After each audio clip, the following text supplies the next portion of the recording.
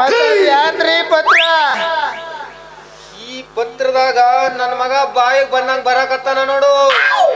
ಸರಿಯಾಗಿ ಇಟ್ಟಾನ ಅಲ್ಕ ನನ್ನ ಮಗ ಯಾವ್ದೋ ಒಂದು ಗೋಡಂಗಡಿಗೆ ಹೋಗುದ್ ಬಿಟ್ಕಂಡು ಎಲ್ಲೋ ಹೋಗ್ಯಾನ ಅಂದಾಗ ಅದ ಏನ್ ಬರ್ದೈತ್ರಿ? ಲೇ ಲುಚ್ಚ ಲಪಂಗ ಬದ್ಮಾಸ್ ಅಂತ ಬರ್ದಾನೆ ತಮ್ಮ. ಅಲ್ಲ ನಾನ್ ನಿಮ್ಮನೆ ಕೆಲಸ ಅಂತ ತಿಳ್ಕೊಂಡು ಈ ರೀತಿ ಬೊಯ್ಯದ ನಾನೇನೇ ಮಾಡ್ರಿ?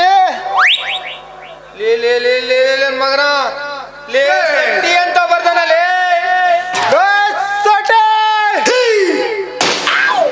ಅನ್ನ ತಿನ್ನೋ ಕೆಲಸ ಮಾಡ್ಲಿ, ಅನ್ನ ತಿನ್ನು ಕೆಲಸ ಮಾಡಿ ಕಾಮಂದ. ನನ್ನ ಹೆಂಡತಿ ಜೊತೆ ಇನ್ನೊಮ್ಮೆ ಕಂಡ್ರ ಕತ್ತರಿಸಿ ನಾಯಿ ನರಿಗೆ ಹಾಕ್ಬಿಡ್ತೀನಿ ಅಂತ ಬರ್ದಾನಲ್ಲಿ ತಮ್ಮ. ನನ್ನ ಮಗ ಬರೆಯೋದು ಬರ್ದಾನ, ಸರಿಯಾಗಿ ಬರ್ದಿದ್ದಾನ.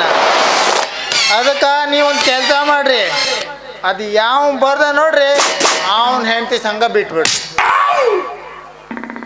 ಹಂಗೆ ಹೆಂಗ್ ಮಾಡಕ್ ಬರ್ತಿತ್ತು ಯಪ್ಪ? 21ನೇ ಶತಮಾನದ ಹೊಸ ಗಾಡಿ ನೋಡ್ಬೇಕಾಯ್ತು ಮತ್ತ. ಅಲ್ಲ ಶೆಟ್ರ, ಇಷ್ಟು ಮಾಡ್ರು ಇವನಿಗೆ ಬುದ್ಧಿ ಬರಲಿಲ್ಲ. ಈಗ ಹೊಸ ಗಾಡಿ ನೋಡ್ಬೇಕಂತ ಮೊದಲೇ ಗಾಡಿ ಹೊಡ್ದು ಇಂಜಿನ್ ಎಲ್ಲ ಇಳ್ದು ಹೋಗಿತ್ತು. ಗಾಡಿ ಬೇಕಂತ ಗಾಡಿ. ಎಷ್ಟು ಹೆಣ್ಮಕ್ಳು ಇದ್ರು ಕಮ್ಮಿ ಇಲ್ಲ ನೋಡು ನನಗ. ಎರಿತೈತಿ ಹಂಗಾಮು.